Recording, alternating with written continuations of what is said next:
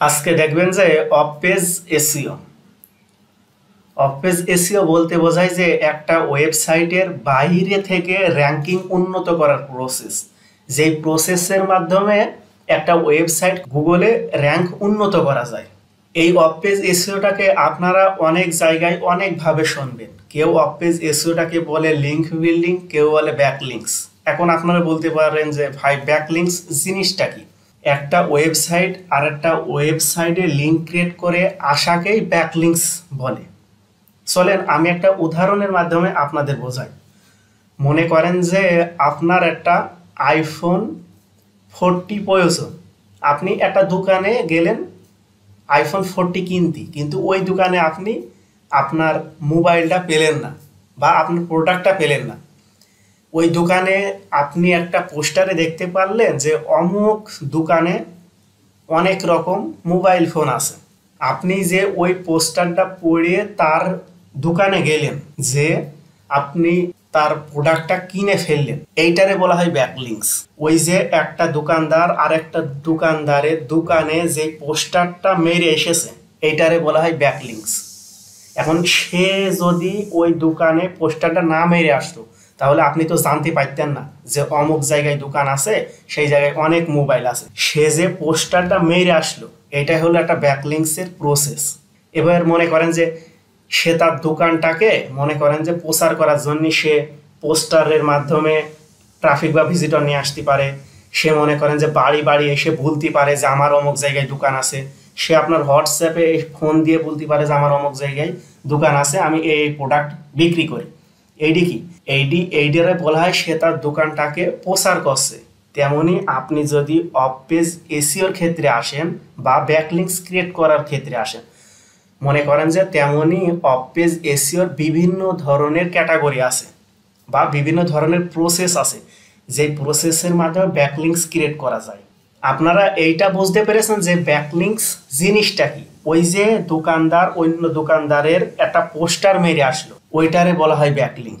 ওই যে দোকানদার বাড়ি বাড়ি বুইল আসলো, এইটারে বলা হয় ব্যাকলিংক। ওই যে দোকানদার আপনার হোয়াটসঅ্যাপে নোক দিয়ে বলল যে আমার একটা দোকান আছে, আমি এই মাল সেল দিই, এইটারে বলা হয় ব্যাকলিংক।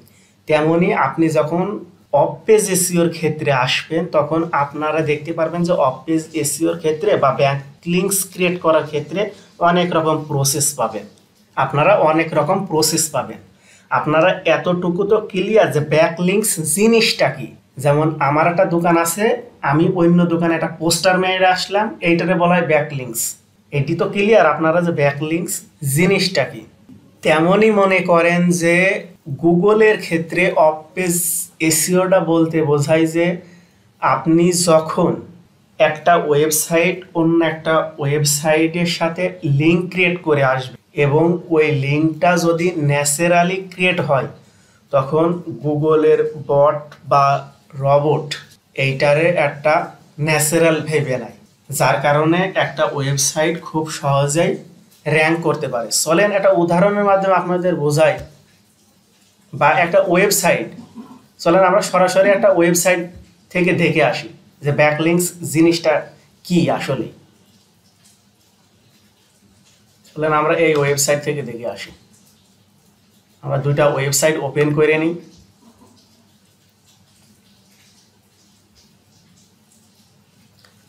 এই যে মনে করেন একটা ওয়েবসাইট, আপনি এই ওয়েবসাইটে এসে দেখতে পাচ্ছেন যে এই জায়গায় লিঙ্ক ক্রিয়েট করা আছে। আপনি যখনই এই লিঙ্কে ক্রিয়েট করবেন বা ওপেন করবেন, দেখবেন যে আপনাদের অন্য একটা ওয়েবসাইটে নিয়ে চলে আসছে। এই ওয়েবসাইট থেকে এই ওয়েবসাইটে নিয়ে চলে আসছে। তার মানে বোঝা যাচ্ছে যে এই ওয়েবসাইটে একটা ব্যাকলিংকস ক্রিয়েট করেছে বা এই ওয়েবসাইটটার একটা ব্যাকলিংকস ক্রিয়েট করতে দিয়েছে। এখন মনে করেন আপনি এই ওয়েবসাইটটায় এসেছেন, আস্তে আস্তে আপনার একটা প্রয়োজন জিনিস সেইটা আপনি পাচ্ছেন না, তখন এই লিঙ্কে যখন ক্লিক করছেন তখন এই ওয়েবসাইটে চলে আসছেন। এইটারে বলা হয় ব্যাকলিংকস। যখন একটা ওয়েবসাইটের লিঙ্ক অন্য একটা ওয়েবসাইটে দেওয়া হয়, তাকে বলা হয় ব্যাকলিংকস। আপনারা ব্যাকলিংকস জিনিসটা কি বুঝতে পেরেছেন? মনে করেন যে এই ব্যাকলিংকস ক্রিয়েট করার অনেক রকম প্রসেস আছে। যেমন আপনারা দেখতে পারবেন যে এই ব্যাকলিংকস ক্রিয়েট করার অনেক রকম প্রসেস।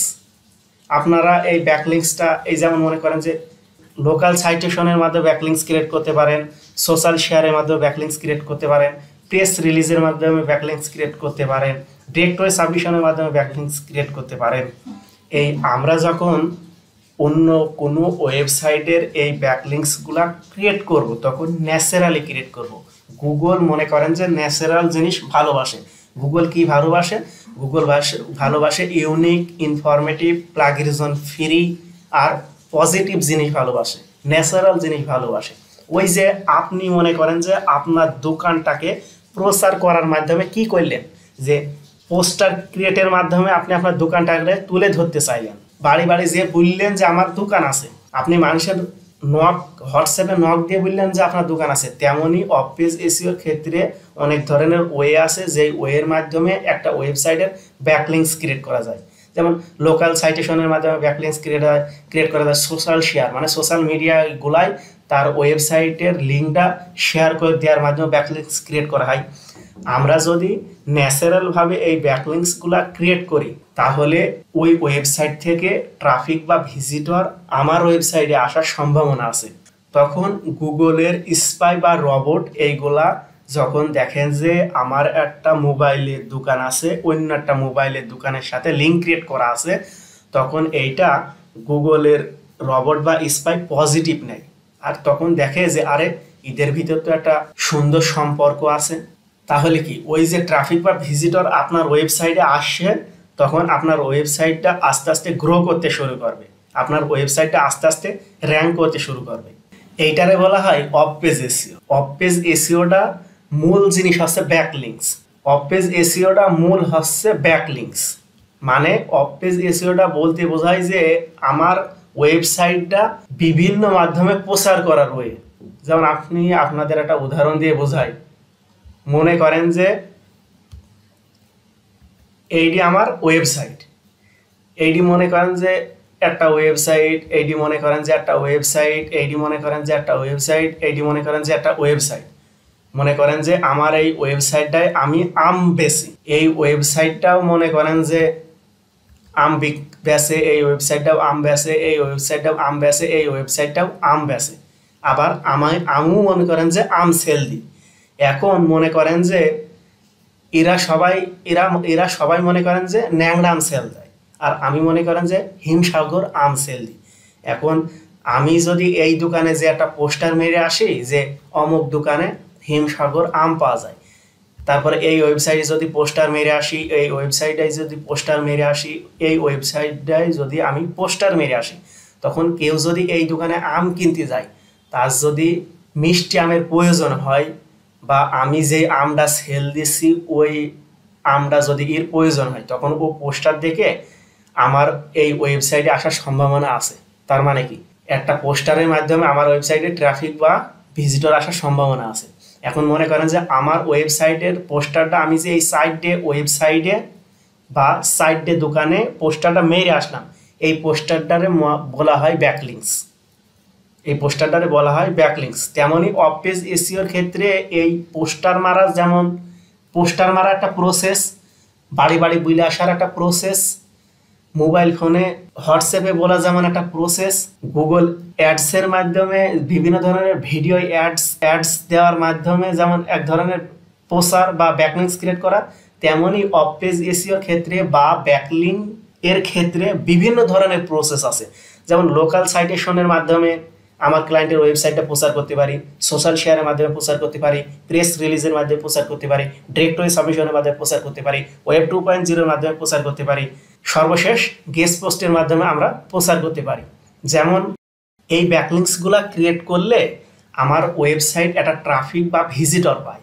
আমরা যদি এই ব্যাকলিং ক্রিয়েট করার প্রসেসগুলা ন্যাচারালভাবে আমি আমার ওয়েবসাইটটারে ন্যাচারালভাবে যদি ক্রিয়েট করি, তাহলে গুগল ভাবে যে এদের ভিতরে একটা ভালো সম্পর্ক আছে।